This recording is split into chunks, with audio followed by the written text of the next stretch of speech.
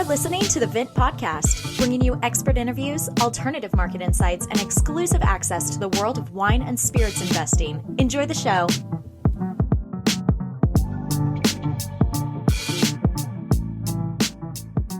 Hey everyone, welcome back to another episode of the Vint Podcast. I'm joined once again in studio by Billy Galenko. Billy, how you doing? Pretty well. Cannot complain. Are you heads down studying? Yeah. For the past few weeks, I have my diploma number 3 exam for the WSET diploma thing. It's a 6-part process, like we've mentioned, and this is wines of the world. It's just on every dry or sweet wine in the world, just excluding fortified and sparkling. So it's been a lot of tasting. Our fridge is now full of wine, Nice. which my girlfriends luckily let me have, or take over the whole fridge, I guess. But yeah, it's been great. And I think we're going to have a little get together this weekend to drink all of the open bottles so I don't have to pour them down the drain. So Nice. How long is the actual exam? it's a 2-day exam. There's a 2-parter. I think it's an hour and a half each paper, or maybe more on theory one day. And then the next day is a 2-parter, 12 blind wines. So the first, it's broken into 2. So the first one is identifying the grape for 3 of the wines, and then the country for 3 of the wines. And then the second half is identify the region for 3 of the wines, and then a grab bag where you're supposed to kind of taste through the wines and also just say what you think it is. Do you like the tasting or the writing best? I mean, I know you like writing a lot, but what feels most natural to do? I like them both at this point. Like, it's been nice because I'm had enough experience with enough wines of the world where I trust my palate. So when I taste the wine and go through like what I'm seeing, that's pretty easy. I would say the identifying the specific region or varietal may be tough depending on what they are, just because of now I have tasted so many. So my Rolodex is enormous, and my mind might go to some obscure Italian wine. It's like, no, it's probably not that, but it could be. Yeah, you're in that knows too much phase right now because you've been cramming everything and you have too much to pull from. Or just the weird stuff that I drink on a regular basis. I think that's like if I just drink normal wines all the time, it wouldn't be so difficult. But yeah, so I'll keep you guys posted on how that goes, and then we'll hear in quarter of a year if I pass. Very good. It'll be episode 200 by the time Billy finds out. Oh yeah.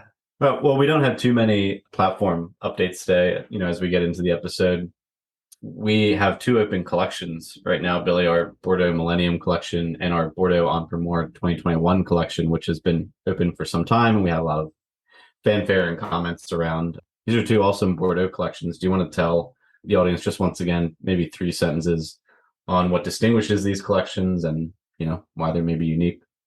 Yeah, I think the Entrepreneur collections, it's a good time to talk about it because harvest is kind of underway, wrapping up already in some parts of Bordeaux, as we talk about with Lisa, our guest coming up.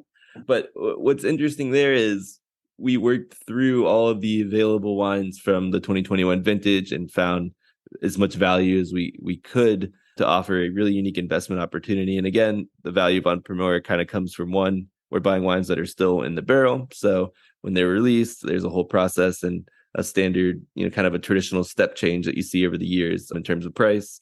So we're getting in at the bottom possible level there. And we had a lot of judicious buying and got great allocations this year. So that Entrepreneur collection is really exciting. And then to balance that, we now have a back vintage collection open of 2000 Bordeaux, which is one of the best vintages of the past 30 plus years. We have some of the top names, some of the top first gross, as well as top names from the right bank. So it's really a perfect kind of the 2 values you're looking for in Bordeaux. The traditional step changes are, 1, when they're released, 2, younger wines as they start to kind of disseminate through the market, and then 3, when they reach their drinking window. And these 2000 wines are starting to reach kind of the prime beginning of their drinking window, and then they're going to be just like really great for collectors to be drinking soon. So yeah, it's a perfect balance to add both to your portfolio.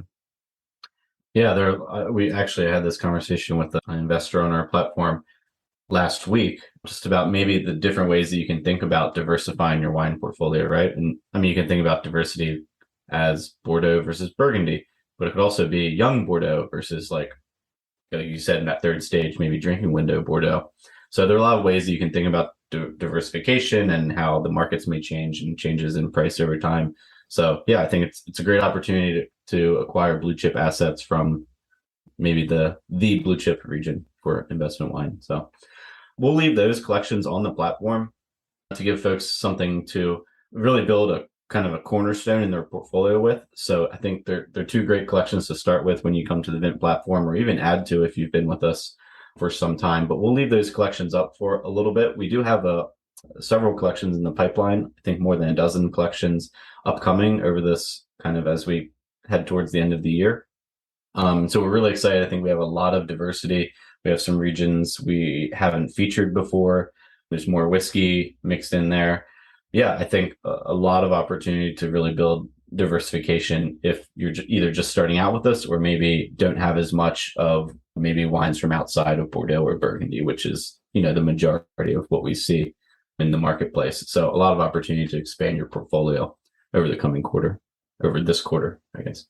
Yeah. To the end of Q4 2022. Q4, that's right. There's a bunch of, I created the SEC docs and I'm working on the other materials now. And the more that, I continue to dig in and just write about these wines, we had our investment theses before we purchased them, but, just adding color for all of our materials, it's going to be really exciting. And I think everybody's going to really enjoy, like Brady said, kind of being exposed to some new regions or producers that they may not have encountered before and learning about them. Yeah. And then, we wanted to shorten the intro that we have on today's episode so we can leave a lot of space for our guest today, who is really special. We're extremely excited to have Lisa Perrotti-Brown on the episode today and getting to interview her and really dig into her background in the wine world. And maybe, Billy, you can give a bit of an overview on Lisa and why it's so special that we have her joining today. Yeah. So Lisa was she's in the Master of Wine, number one. She was the editor-in-chief of the Wine Advocate. So basically, after Robert Parker sold his company and stepped down from actually doing reviews, he kind of stayed on and helped do reviews for an extended period. She became editor-in-chief at the new company. So basically, she took on over time the duties of reviewing Bordeaux and Napa and what was kind of Robert Parker's bread and butter. So for years, if you kept looking at Wine Advocate reviews, you were actually reading her reviews rather than Robert Parker after he had kind of stepped away from Bordeaux and Napa. So she was hugely influential in the wine world.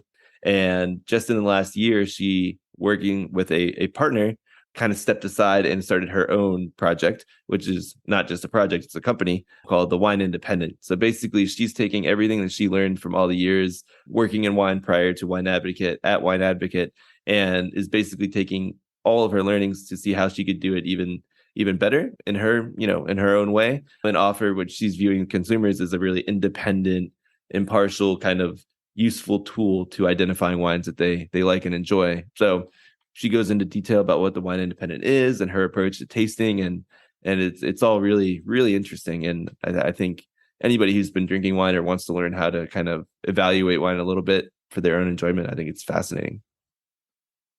Yeah, and she has a lot of comments about their focus being on maintaining high ethical standard with this new venture, and wine reviewing and any industry review platform should hold themselves to high ethical standards. But she certainly has emphasized that with this project, and she really is for the consumer. And I think our listeners will hear in the episode just how kind and generous and genuine that she is. And yeah, we're really happy to have her on. So yeah, and I will add to what you have to say there is, when most people think about, like, maybe some people say critics are just telling you what wines they like and other ones are using some weird system. She makes a distinct point of she knows how to taste objectively and how to analyze wine, and then she also has her own favorites. So we get to hear a little bit about what she personally prefers. But I think it's great for people to understand that wine critics are not just telling you if they like the wine and they're not rating on their own scale. There's actually a kind of an objective kind of a couple things they're looking for, which she discusses. And it's cool to kind of learn what goes into that 96 point score, 97, rather than just saying like, oh, she really likes it or she doesn't. So definitely stay tuned. It's a longer interview, but stay tuned. And she also has a great story about Robert Parker and how she kind of first kind of started working with him at the end of the episode. So stay tuned and listen to the whole thing to hear it. And here is Lisa Perrotti-Brown. All right. I'd like to introduce a very special guest, former editor-in-chief of The Wine Advocate and now co-founder of The Wine Independent, Lisa Perrotti-Brown. Thank you so much for joining the Vint podcast. Thank you for having on me. Yeah, of course. Yeah, luckily, Adam, our director of wine, also an MW, works with Lisa. So we were able to get the intro, and we're very excited, something we probably couldn't do otherwise. But yeah, could you just give the listeners a little bit of your background, maybe kind of how you kind of got into wine? I was reading that you were a playwright or an aspiring playwright at the time. That seems like an interesting way. Yes. Well, I did a degree in English literature and performing arts, and I spent a year studying Shakespeare in London. And that was really kind of what brought me to London. I completely fell in love with the place. I fell in love with the theater there, but also the whole scene that was going on. And this was in the late 80s and early 1990s, which kind of dates me a little. And I went back, finished my degree, and then got on literally on a plane the day that I graduated and went straight back to London because I loved it so much. And I did do, a bit of playwriting. I got, a few plays produced on the Fringe and all of that. But I realized very quickly that playwriting doesn't actually pay very well. And I needed some kind of job to pay the rent. So a friend of mine happened to be managing a wine bar and said, oh, why don't you come and do a few shifts at the wine bar a week?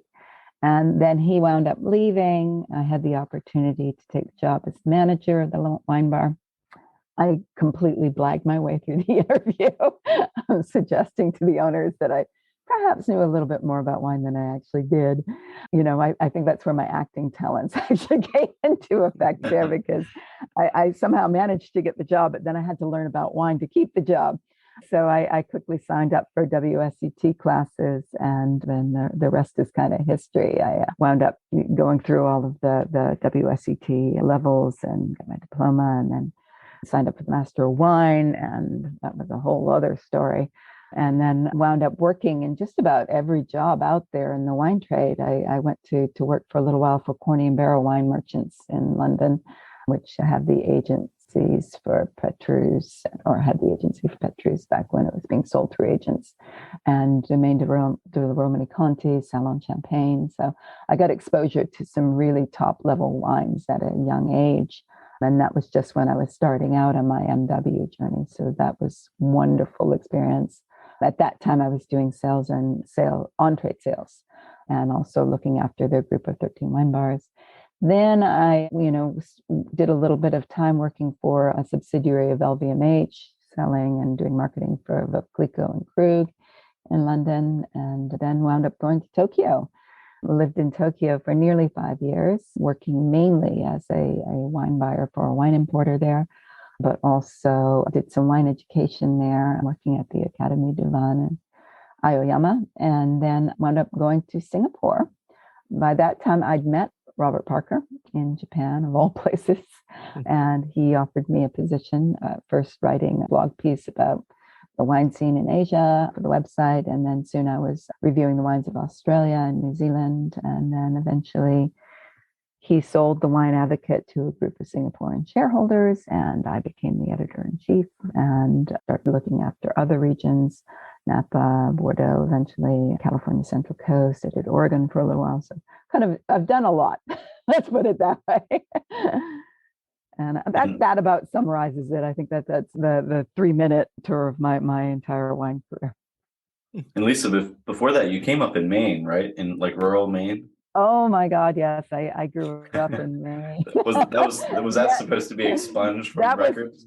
Yes, that was pre-wine life. In fact, I went to college in Maine as well. I went to Colby College in Maine. Okay. Honestly, my only experience, up until I went to London with wine was Boone's Farm apple wine, maybe a little Triple Pink, but I don't think those even qualify as wine. So there was no wine that featured in my formative years. No. Yeah, I grew up in rural Maryland, and it's very similar. You get into West Virginia and these regions, and it's all fruit wines and stuff like that. But we spoke with Master of Wine David Keck, who's making wine in Vermont. And we thought, oh well, we can just keep going farther north, and maybe there are some interesting wine stories out of Maine as well. But I'm sure Maine and your experience, or as maybe you've come back, experience of wine in Maine is very different than London and Tokyo and Napa. Yeah. Given the extreme winters, and I mean the winters can be pretty extreme in Maine. I don't think Vitis vinifera or any other grape variety would survive for very long. Even the American species would probably be challenged there. Right. Yeah, they'd have to bury them under so much dirt to protect them. Yes, just bulldoze them. Can you talk a little bit about your MW process? And so you started with WSET, and don't know. I mean, Billy's in this process a little bit farther along than I am, especially towards diploma and stuff like that. But how has that scene changed from when you were going through WSET and eventually did the Master of Wine to now? Are you still involved in WSET programming? No, I do. I coach people from time to time, just out of, love of wine and love of education. So if they happen to be going through WSET, but having said that, I don't do anything formally education-wise really at all now, except for donating my time to the Institute of Masters of Wine. I now operate as a paper chair for the practical side, the tasting side of the exam, which means that I help to put the papers together each year, and I oversee a team of examiners working on one of the papers. And that's been fantastic. Before that I was an examiner for a number of years, and now I've come on board as the paper chair. But it's an incredible process, I think, and I really strongly believe in what we do at the Institute of Master of Wine, and that it improves every single year, even since I did the exam. In many ways, we always say that the exam gets harder every year, and it does, because the wine world grows and, you're expected to know more. But that said, I think that nowadays we're so much more transparent about the examination process and what you need to do and the standard you need to get to and what we're expecting on exam day, how to answer the questions. So it's so much clearer for students now more than ever. And there's so many resources available to students that I think that, we do get a little bit better every year at letting people know the standard, because the standard is, as you know, very, very high. The standard that they need to get to before they even think about applying to go into the program, but then also before they even think about attempting to sit the exam for the first time. And, so looking at the papers every single year, I see that we're getting better caliber students who are more prepared when they sit down to do the exam, and they do know what's expected of them. And that's wonderful. Nice. It sounds like just based on the process, it's starting to become considered in level with a PhD. It's obviously in terms of the amount of work and the rigor and these kinds of things, it has to be one of the top professional certifications in that sense. But I wonder, if it will continue to grow to a point where it will be seen as a legitimate professional option for people coming maybe just out of college or even before college to say, that's my end goal, and not something maybe, I think we hear from a lot of people, they sort of stumble into this path, right? But it would be really cool when there's a day where people will say, I'm not going to go for, this PhD or this master's. I'm going to go, towards this master. I totally agree. Or even an MBA, I would say, for a lot of professions in the wine industry, the Master of Wine is actually, what you should be looking for. And we know that because we can see more and more, for example, wine buyers for major, people like yourselves, because it gives you such a great grounding, not only in, your tasting abilities, because more and more so, what I like to emphasize when putting together exams is the importance of being able to recognize wine quality, given no information about the wine. And that does not necessarily correlate with price. And that's something that I even, have to remind examiners and people who are putting together the papers that, we are, getting closer and closer every year to defining very clearly for students what the elements of wine quality are and how to recognize those. And they're emphasized at the seminars that we do and everything that we do. But it's one of the greatest skills, I think, that as a taster you can have. And something that very much, leads into our discussion about what I do, which is as a wine critic, being able to look beyond, what all of the brand marketing is and the label and, the Grand Cru Classé levels and even the price tag, and to say, okay, this is better than that. And, when it all boils down to, what's important with blind tasting skills, for me, that's the most important thing. because very rarely in your real life applications do you come across, a situation where you have to sort of what the grape variety is, or what the producer Right. is, or the region, and things like that. And although it's important to be able to recognize the elements of those things, it's probably more important for your everyday job to be able to recognize quality. And so that's something we're impressing upon students more and more.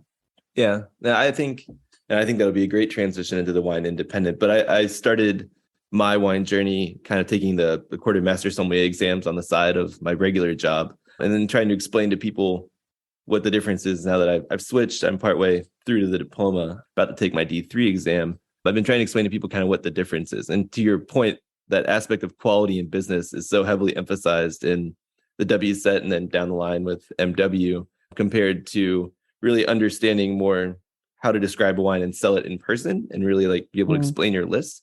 It's very interesting. And I think that's very important too. We're more and more focusing on style and describing style, because it is important for just about any profession you do in the wine industry, is being able to consistently and accurately describe a wine to somebody so that it's meaningful to them. And again, that brings us back to, what I want to do more and more with the wine independent. I think that's one of the areas where wine criticism has perhaps failed us a little bit.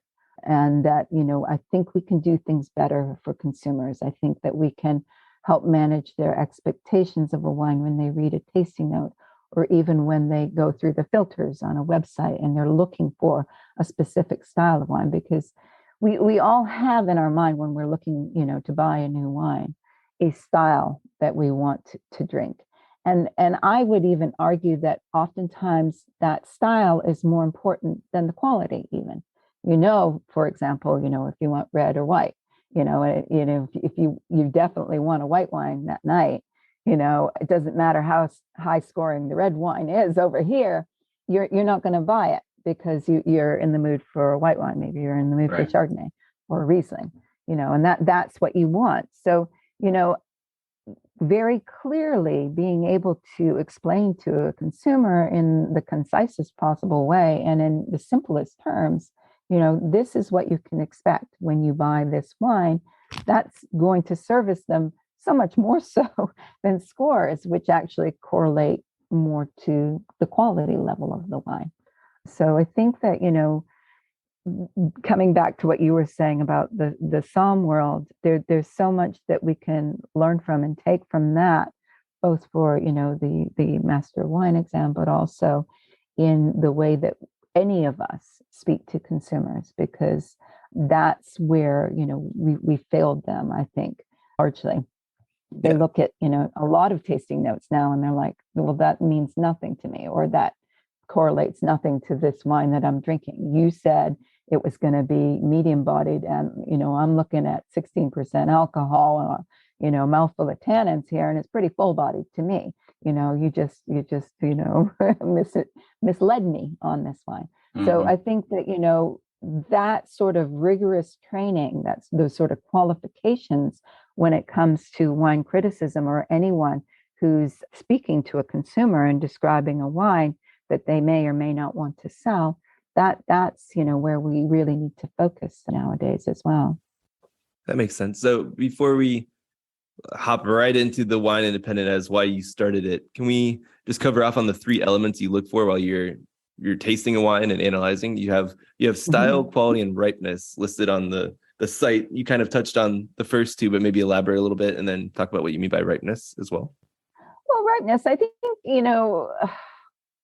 when we talk about ripeness, oftentimes people see it as a kind of point on a graph, and before that point, it's the fruit that went into the wine is underripe, and above that point, it's overripe.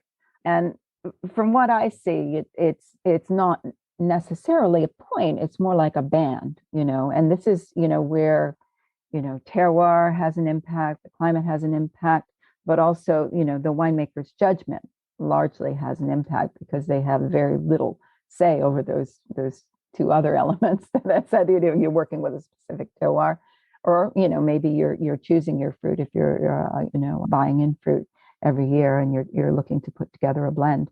But, those two factors aside, a winemaker every year, decides, this is what I want to express from this piece of land and this vintage. This is what's going to actually give the drinker of the wine a great story that tells the stories of the place and of, the time that it comes from, the vintage that it comes from, and also about the winemaker's interpretation of those two things. And so you will have, a valid band of ripeness, basically. And what I'm looking for, is not the style of wine necessarily that I want to drink, because, I have to put my own personal stylistic preferences aside when I'm assessing wine. I'm simply describing it accurately for a consumer and saying, qualitatively where it sits for that style that I've just described. So maybe, it's on the fresher style, or maybe it's on the richer, more riper style of the spectrum. So you've got, at one end, the sort of crunchier, brighter fruits. And at the other end, you've got, the spicier, more fruit compote or, fruit cake kind of aromas and flavors. And neither one is necessarily good or bad, because there's other elements that you're going to look at, in the context of the flavor expressions that you get at either ends of that valid band of ripeness. And totally, accept that there you can go overblown, and you've got, full-blown raisins on one end of the spectrum, and a limited amount of flavor compounds, because flavor compounds actually develop like a bell curve. You at one end of the flavor, at the ripeness spectrum, you have, very few flavor compounds. When it's underripe, then they blossom, and you get the full expression of them. And then at the other end, they start to deteriorate again. And so you just get this sort of jammy or raisiny character. But within the valid, band of ripeness, taking into account the acidity that is obviously linked, and the sugar level that's linked, and the, subsequent alcohol level, all of these things, I think that it's really a matter of describing the style and how well, the winemaker actually, nailed it in terms of bringing out the balance, and obviously phenolic ripeness as well, so that you've got nice ripe tannins going with it and all. So, I mean, it's quite a complicated thing that a winemaker is actually doing out there, and we all appreciate that. But I think we also have to appreciate that they have certain judgment calls, and that there, is that valid band of ripeness.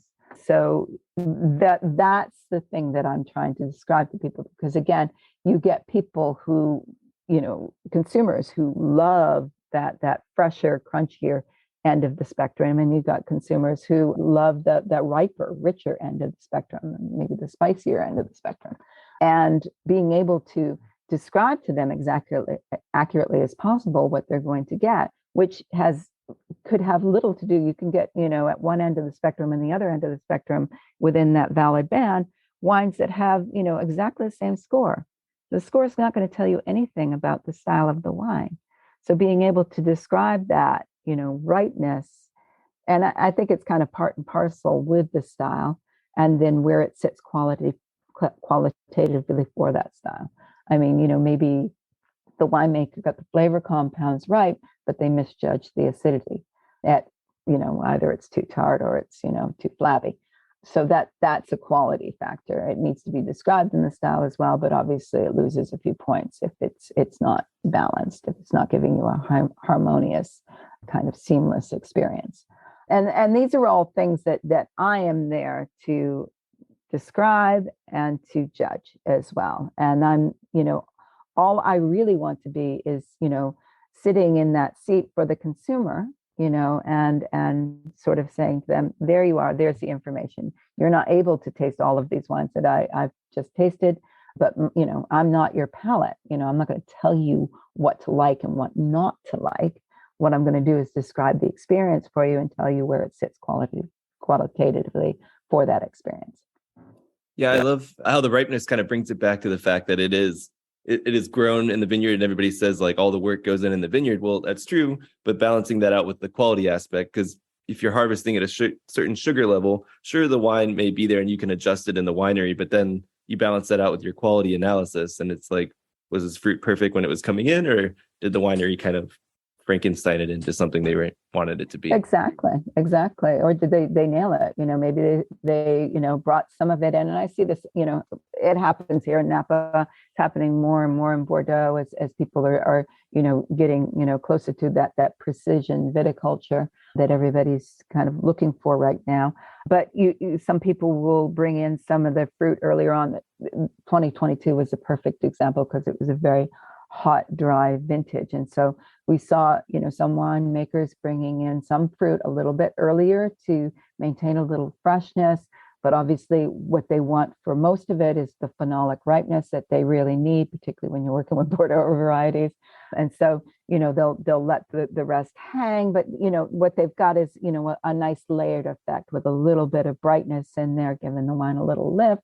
But, the vintage is going to dictate this is going to be a riper expression, because you are going to have to let the fruit hang a little bit longer in order to get that phenolic ripeness. And so, yes, that's what we're looking for, that skill, that ability to sort of judge, how am I going to put this together and bring together something that's balanced, that has the necessary amount of freshness that it needs, a little bit of brightness, the layers of flavor compounds in there that you get with, something coming in at the fresher end and coming in at the riper end, all of that. So, and that's fascinating to sort of take apart in the glass as well. That's why I love the job. It's really the main decision point, right, for winemakers, I'd imagine, when to pick. It is, absolutely. There's not a lot afterwards that I hate coming during harvest and coming around almost like to bug them right. Because I know how focused they need furrowed to be. brow. Yeah. Well, exactly. I mean, it's they need to be super focused because they have one chance to get it right every year. And I think apart from obviously there are a lot of viticultural decisions that you need to make during the growing season. But the number one thing that's going to impact the style and the quality of the wine is the harvest dates and decisions. And it's like, this big puzzle that's in the winemaker's head, and they have to put it together. And then, there's the logistics to think about as well. You don't even want to think about that, between juggling tanks and, getting the pickers, which becomes more and more difficult every year, getting harvest teams together and mobilizing them at the right time in the right place, and making sure everybody's doing what they need to, because the parameters change every single year. It must put some winemakers over the edge, sometimes. Yeah, for sure. No, I've worked for a couple of producers, and they pick more mechanically, but yeah, I can't imagine having to have your team just ready to pick at any time of the night, any day. So, or any time of the early morning. Yeah, there's so many complex kind of objective variables that you need to understand that go into making a good wine. But let's kind of narrow in on why you called it the wine independent, and then kind of like, obviously we're funneling that through you so that everybody else doesn't have to understand all the variables. We're able just to succinctly explain it. So can you kind of talk about why you guys started and why you chose the name Wine Independent? Yeah, well, the Wine Independent, we just kind of wanted to put it out there. It's just a simple statement of, what our core ethos is. We're absolutely independent. We don't take any money from any wineries or wine-related entities. We pay our own way when we go on trips. The usual stuff. It's basically the core of what Robert Parker started out doing when he started the Wine Advocate in 1978. So it's really, there's not a lot to talk about there. I feel like it's a point that's been over talked. But, in the background, I suppose there is, some things to consider because, more and more publications look for ways of monetizing wine criticism that goes outside of, maybe those ethical considerations. So, yeah, I think it needs to be said. And we just, put it in the title. And we'll say, there, boom, it's been said. And that this is what we're doing, and we're not compromising on that. One of the things that Johan and I wanted first and foremost when we started up a publication, it was one of the simple factors that made me want to make the move was that we do have complete control over the company. We have the voting rights when it comes to decisions, so that no shareholders can ever pressure us into doing things that we don't think that are ethically right for the company. Our expectations of how to monetize the company and how to make a profit are reasonable and modest. And so we're never looking to turn this into a $1 billion operation or to flip it to make a lot of money. That's not what kind of publication we are. We really want to service the consumer as best we can and as honestly we can, and do what we both love.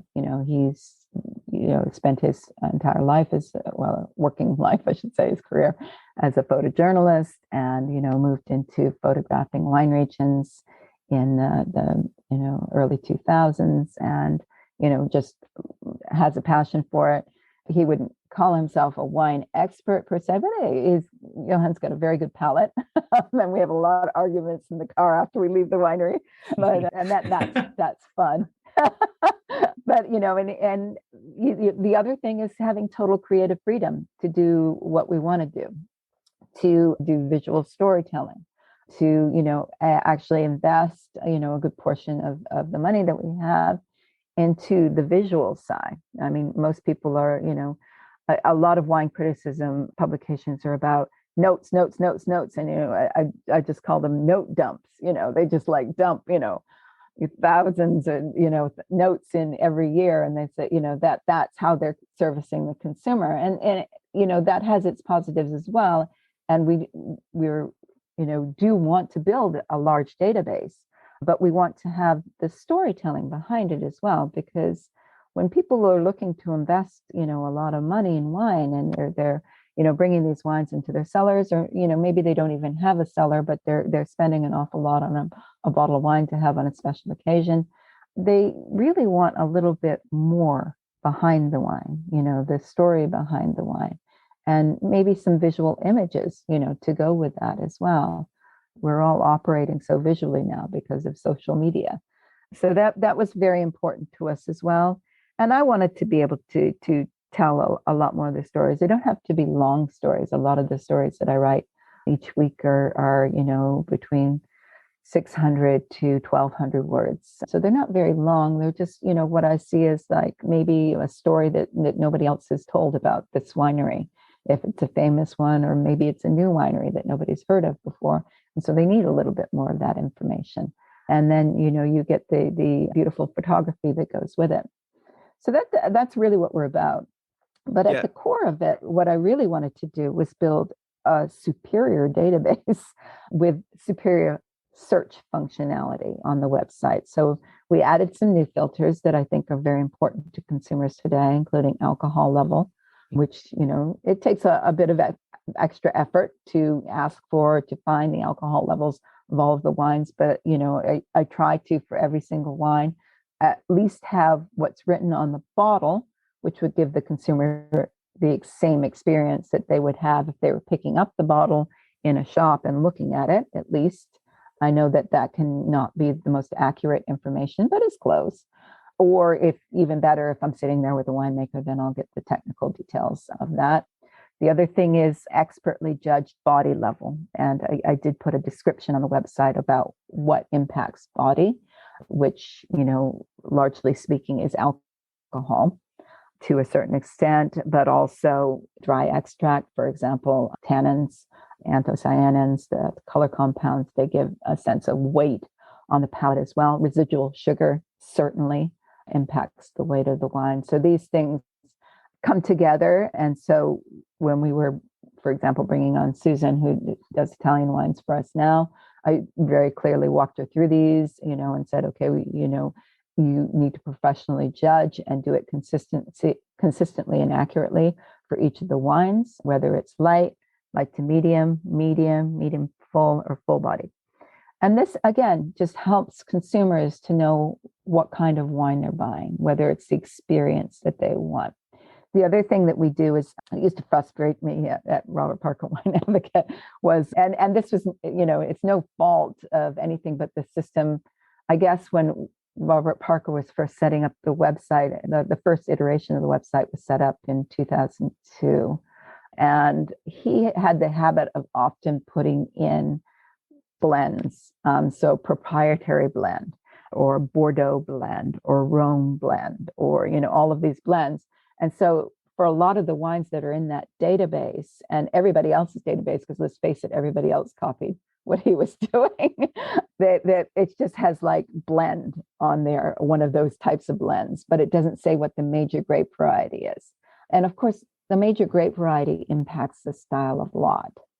Oftentimes, if you're, in Bordeaux, you either are looking for a Cabernet Sauvignon type of experience or Merlot experience, or more and more so, Cabernet Franc, which is starting to feature as the major grape in a lot of wines, particularly in the right bank.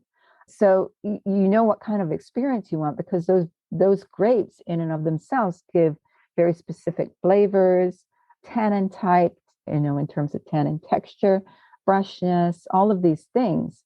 So you know what you want to drink, but trying to find that information is very difficult.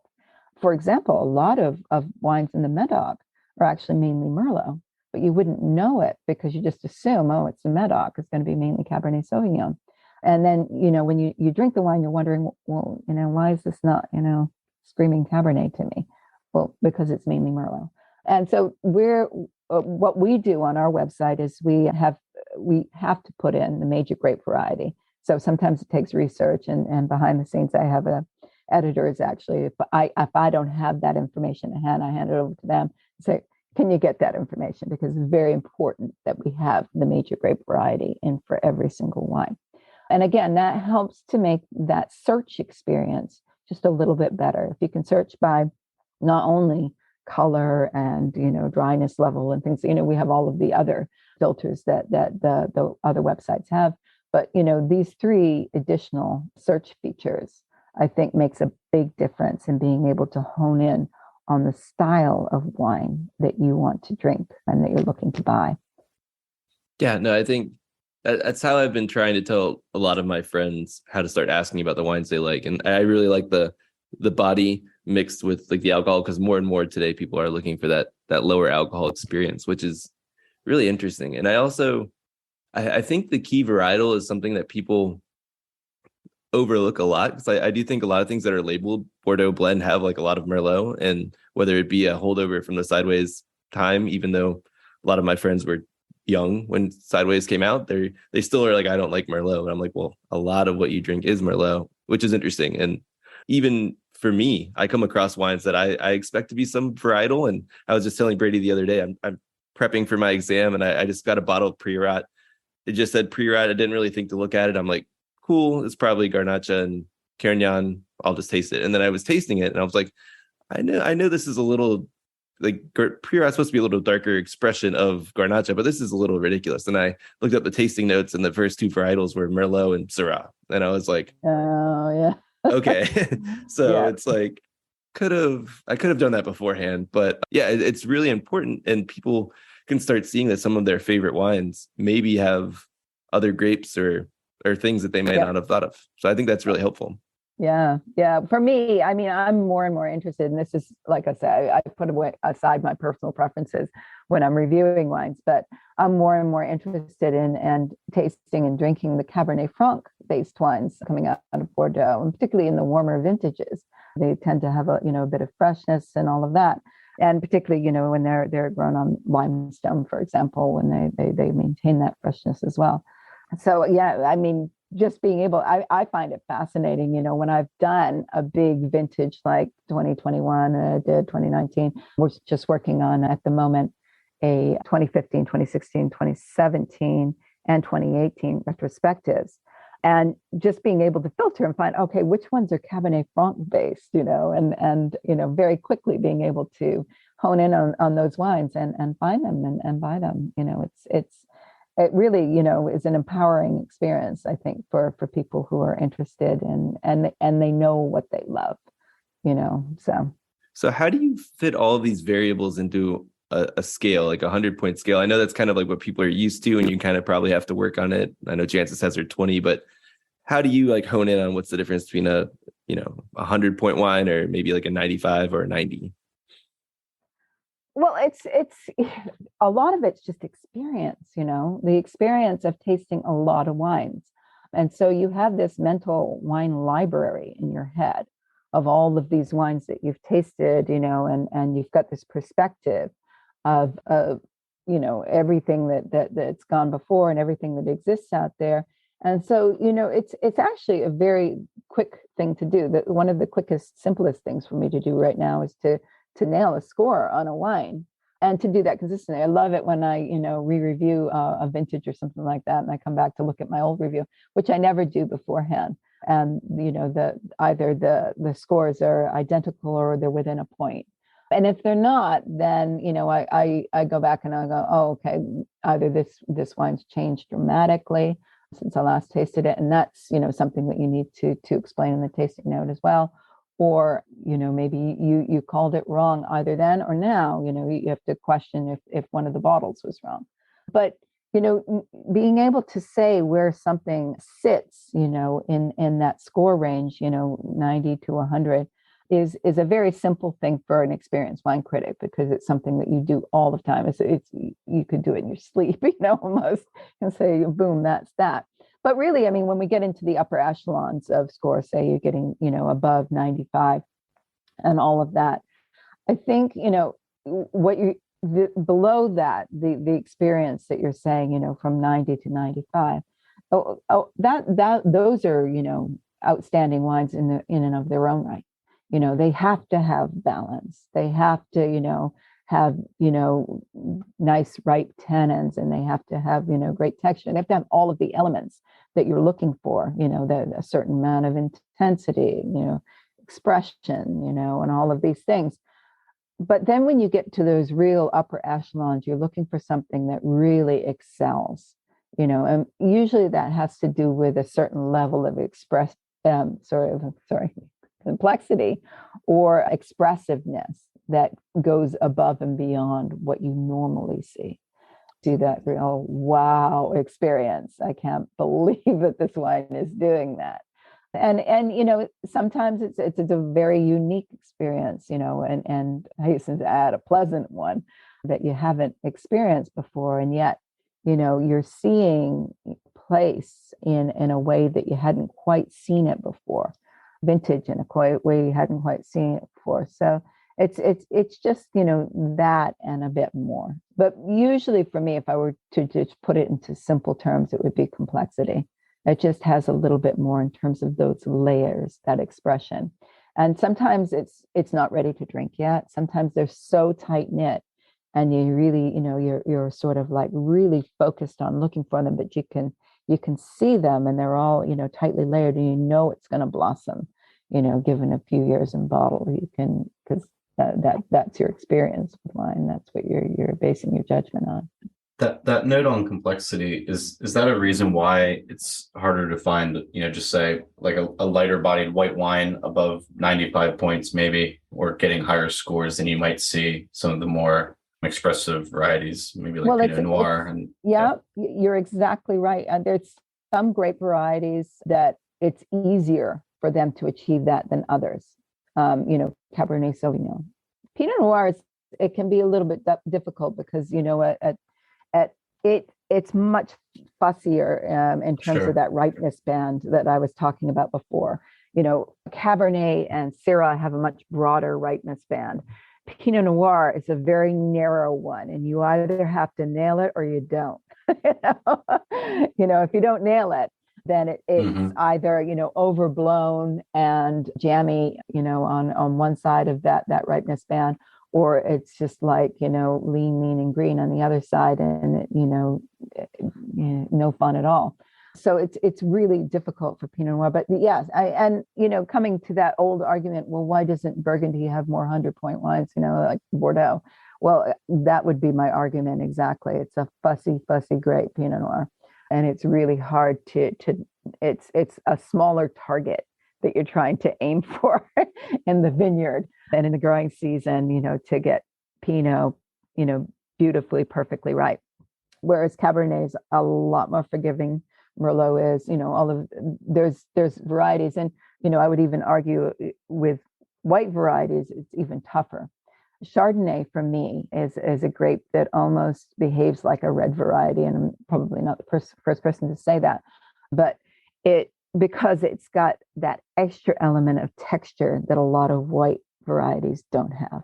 And it's true that a lot of that texture is built in with the winemaking, but the fact of the matter is that Chardonnay really lends itself to that style of winemaking, the lees contact and barrel fermentation and all of that.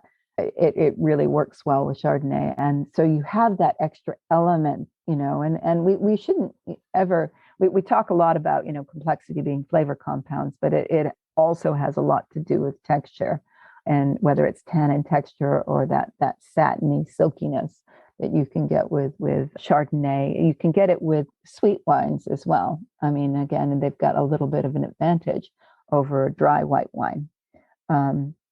But yes, I mean, you're absolutely right. Certain grape varieties, with Sauvignon Blanc, for example, it's not impossible to get 100-point wine with a Sauvignon Blanc, but it's more difficult because it tends to, narrow itself into a much smaller band of aroma and flavor compounds. And you really have to work hard to get something more complex out of it and to bring in things like texture to that grape variety. But you can do it, but it's not typical and it doesn't naturally lend itself to that. So, but it's a good point.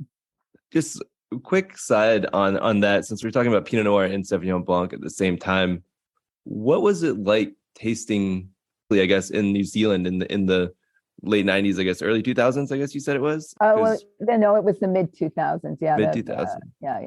Okay. So they were a little further along in terms of, but I feel like Central Otago was only really kind of coming into its own. Were you finding just gems that nobody else in the world really knew about in terms of like Pinot? Absolutely. Yeah, absolutely. And it's largely because, it took some time for them to find their way. I mean, really commercial winemaking in New Zealand didn't even take off until the mid 1980s, which is, astonishing when you think how far they've come in such a short period of time.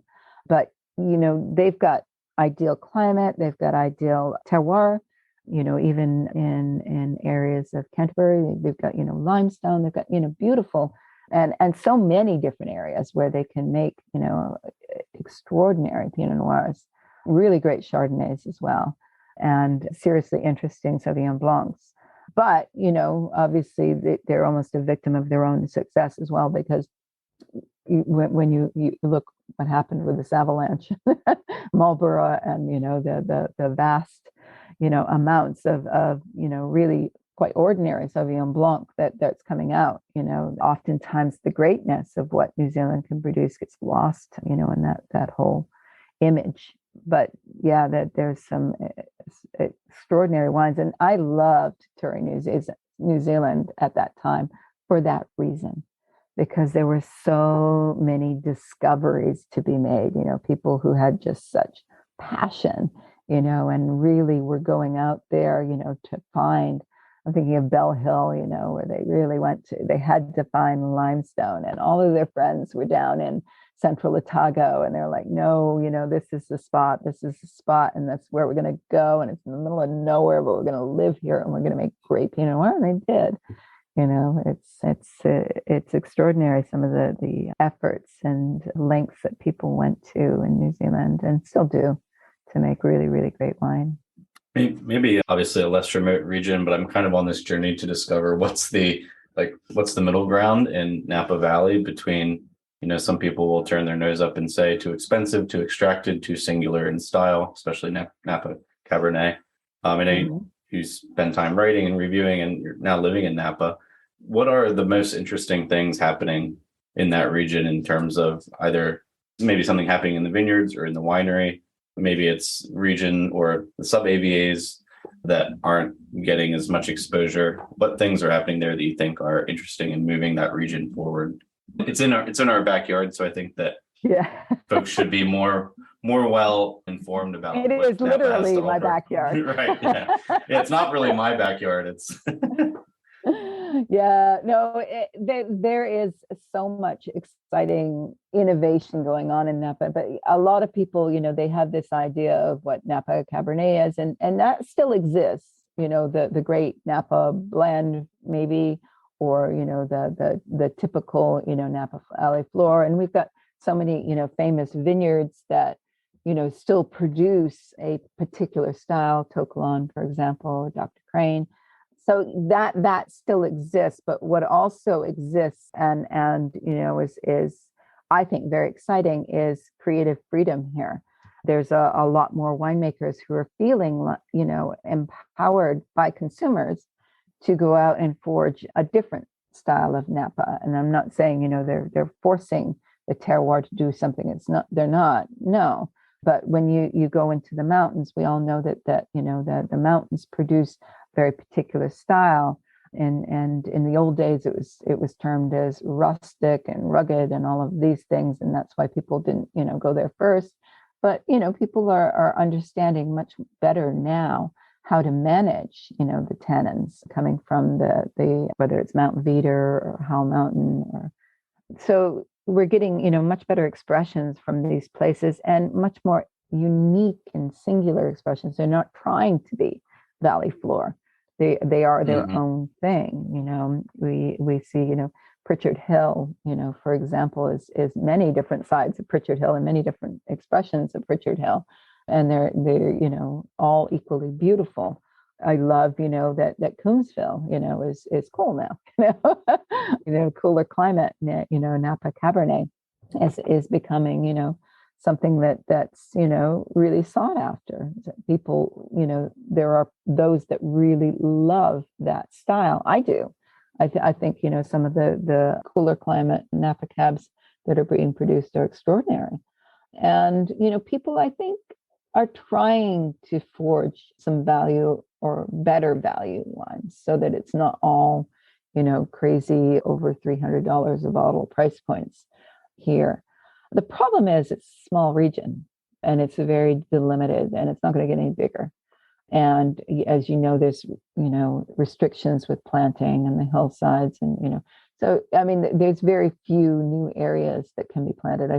I live in Carneros. I see there's some more plantings that are happening around here, and that's great because this is a great cooler climate area, and we're seeing with viticulture and with warmer vintages that we're getting, you can consider planting things like Merlot and Cabernet Franc, certainly, and in some areas even Cabernet Sauvignon.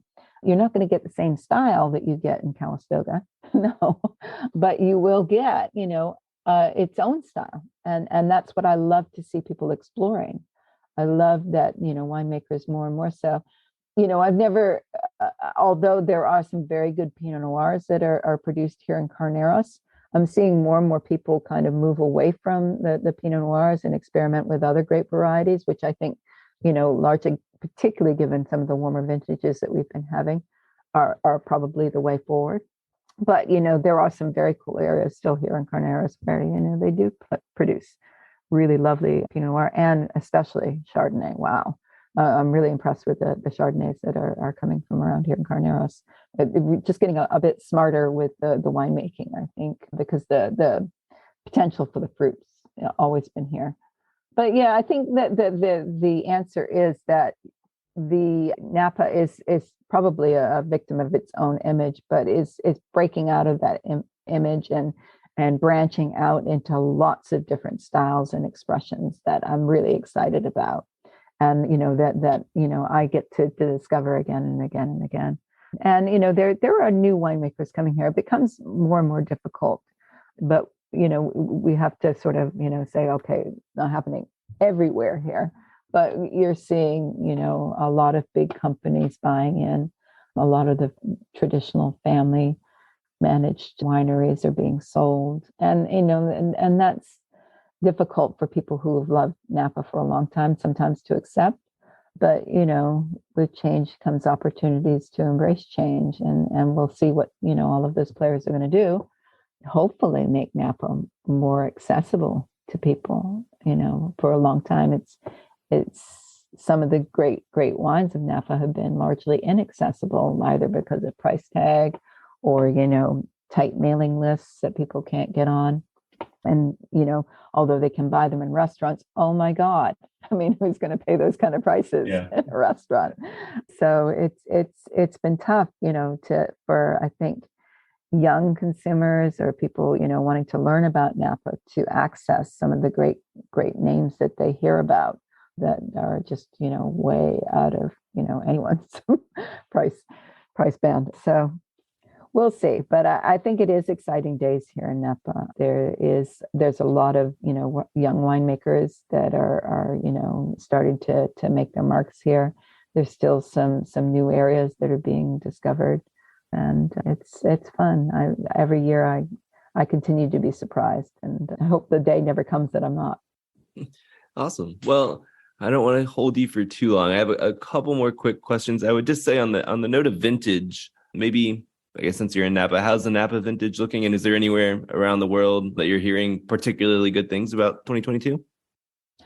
Yeah, well, Napa, I think we're having most of the fruit, all of the fruits in, I think, by now here in Napa. We had that little blip of a heat wave, as you know, during Labor Day weekend again. Oh my God, it's becoming such a thing. I think people managed it well this year. I'm not hearing, too many horror stories about that. Obviously, people lost some fruit weight during that period, but they're getting better and better here at first of all, anticipating that you can get caught out, particularly towards the end of the growing season with those heat spells, and how to deal with them, whether, it's with shade cloths, misters, smart use of water management, and all of these things. So I think that probably got away with it largely.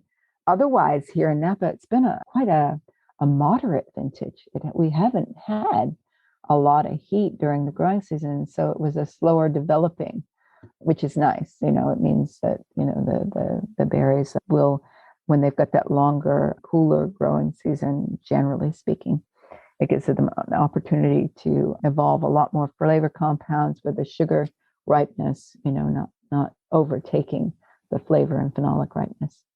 In Bordeaux, I was also there at harvest time during that period. It was the Medoc was harvesting Merlots, and most of the right bank had come in. Maybe 3/4 of the right bank had come in because the Merlots, they were waiting on the Cabernets, Cabernet Francs and the Cabernet Sauvignons. They were starting to come in as I was there. They've had a very different growing season. It's been hot, pretty much all the way through. I was there in June and July as well. It was hot. I came back in September. It was still hot. And of course, they had the fires. I don't think that they had much impact, if any, from smoke. I don't think it's going to be an issue. The fires were far enough to the south. If anything, I'll be looking for it in areas like the Sacco-Leognan. But like I said, I haven't heard tell of anyone having any issues with it. While I was in the Medoc, there was a fire that was happening over towards the coast that blew a couple of days towards the Medoc. The smoke blew towards the Medoc, but it was really strange because it would come at night on 2 nights, and then it would just blow off from the ocean breezes come morning. So I don't think there was any impact from that either. The bigger impact will be the heat. There were on a lot of the deep gravels, sandy soils as well.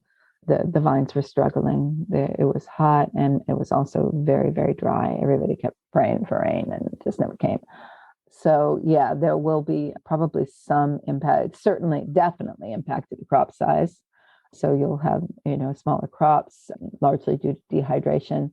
But that said, what I saw coming in and what I tasted coming in looked really, really good. I mean, it wasn't like, they were bringing in, picking bins full of raisins. They weren't. The grapes looked good. They looked healthy. The bunches were small. The flavors, were great. The tannins look great.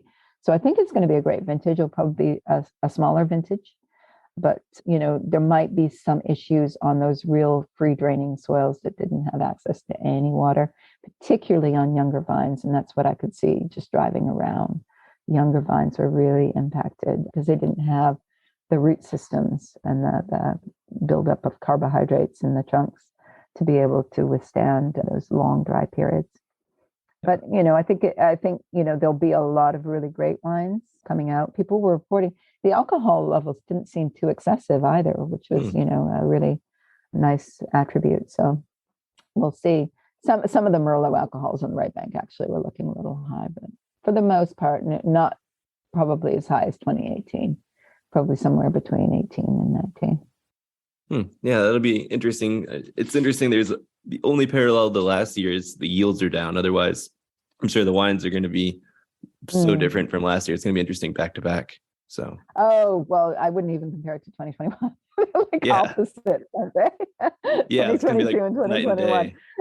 I know. Both ends of the spectrum of what you can get more now. Awesome. It's true. Well, I guess we'll wrap it up. We've already been about an hour. So our final question, I would say, is actually I'm going to pivot from what we had in our little pre-notes with you. Is do you have any interesting story that really stands out to you about your days working with Robert Parker? We had Bartholomew Broadbent on recently, and he had a random story with Robert Parker and Julia Child, where he was on a panel tasting at Aspen, and they were talking about a Madeira pairing. They were just talking about Madeira in general. And apparently Julia Child insisted they had bananas to pair with the Madeira. He kind of went through this whole imitation of Julia Child, and they got on the panel, and the people were like, "Why do we have bananas?" And he's like, "Oh, Julia, tell them why we have bananas." And she's like, "I can't remember." So that is how he ended his interview. You should listen to that episode. Just the last minute to hear his imitation, though. It was spot on. I didn't want to try to do a Julia Child imitation. So yeah, she was wonderful, wasn't she? But is there anything that kind of stands out as a unique story or stories that people, a different side of Robert Parker that most people don't know about? Yeah, I mean, so many stories. But the first time I met Robert Parker, I was living in Japan. And I was helping to organize some events he was going to do coming to Japan. And one of the events he was doing was speaking to some Japanese winemakers who were making koshu. The Japanese, it's not a Japanese indigenous grape so much, but it doesn't exist anywhere else in the world anymore. It's mainly vinifera. But, he was sort of talking to them, and he was leading a tasting of white grape varieties, dry white grapes varieties, wines that didn't have any new oak, because this is the way that they were, looking to make koshu. And some great examples of wines of this style to sort of give them a little bit of inspiration about, where they could look to go with the styles of koshu that they were making. So Bob kind of largely left it to me, and I should say, at that stage, it was Mr. Parker, because I was just so nervous. I'd never met him before, actually. He hadn't even come to Japan yet when I was organizing this tasting for him and the wines that he would show. And so I just spoken to him on the phone a couple of times, and, it was, emails, but mostly faxes back and forth back in those days. And so eventually I kind of put together a list of, dry Rieslings and Sauvignon Blancs and, I think Suave, and, there were all of these, different, wines that I had in my mind. And at the time I was doing my Master of Wine. So I was kind of, geeky about all of these different styles and grape varieties and wines that we could do. And he largely left it up to me just to put the wines together, and then he would lead the tasting for them and talk about the wines. And we sat down, he was about to start doing the tasting, and he calls me over and he goes, "What is this one wine doing on here?" And I was like, I wanted to die. I was like, what? The wine happened to be the Tyrrell's Vat 1 Semillon. And I was like, well, it's one of those great dry white wines of the world, that doesn't see any new oak. And he was like, "I hate this style. I hate it. I mean, it's terrible. What am I going to say about it?" And I was like, "Oh," and he said, "I'll tell you what, you sit up here on the panel with me and you talk about that wine. I was like, oh no. And so, it got to me, and I love Terrell's fat wine. I love Hunter Valley Semillon. And so, I talk about the wine and take people through, what I'm seeing in the wine and all of these things. And, he was very, very quiet. He didn't say anything. And he let me speak about the wine. And then he moved on with the other wines and the tasting. And then afterwards he said, you spoke really well about that wine. He said, it's a style I don't get, but, I really appreciate, what you said. And, I thought it was very good. And, at that time, I thought I'd blown it with him, that, I would never, ever get another call from him to do any other work with him ever again. But to his credit, he did. He really, valued my opinion right from that very, first day. And, that was kind of what led me to know that I could work with him, because he was so deferential like that, and he could be very humble and gracious and accepting of other people's views. He's always said the greatest palate is your own, and he believes that. He believes that he works for consumers, and that has always been my inspiration. And he's always been a mentor to me because of that. Wow, that's my story. Yeah, that's an awesome story. No impression, but a great story. That was awesome. Yeah, well, I didn't give you an impression of Bob Parker. No, I couldn't. Awesome. Well, thank you so much for the time. I think we'll leave it there, but we really appreciate it, and thanks for coming on. Thank you. Thanks so much, Lisa. My pleasure. All right, that was our interview with Lisa Perrotti-Brown. I hope you enjoyed it. I certainly did. For now, until next week, go check out our 2 open collections, the Bordeaux Millennium Collection, as well as the Bordeaux EP21. And yeah, we'll talk to you next week. Have a great week. To check out our current offerings and to sign up for the Vint platform, find us at www.vint.co. That's www.vint.co. For questions, comments, or feedback on the Vint podcast, please email us at support@vint.co. Vint and VV Markets are offering securities pursuant to Regulation A. Our offering circular as amended can be found on the SEC website. Past performance is no guarantee of future results. Investments such as those on the Vint platform are speculative and involve substantial risks to consider before investing. We may provide communication that may contain certain forward-looking statements that are subject to various risks and uncertainties. Information provided in any communications, including this podcast, is not legal, business, or tax advice. All prospective investors should consult a legal, tax, or business advisor concerning the subject matter of any communications and any offering.